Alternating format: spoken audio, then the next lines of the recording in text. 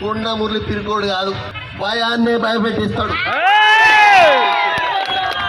నన్ను చూసి భయం అనేది నా దగ్గరికి రాదు, సాగు నా దగ్గరికి రాదు, దానికి కూడా భయమే.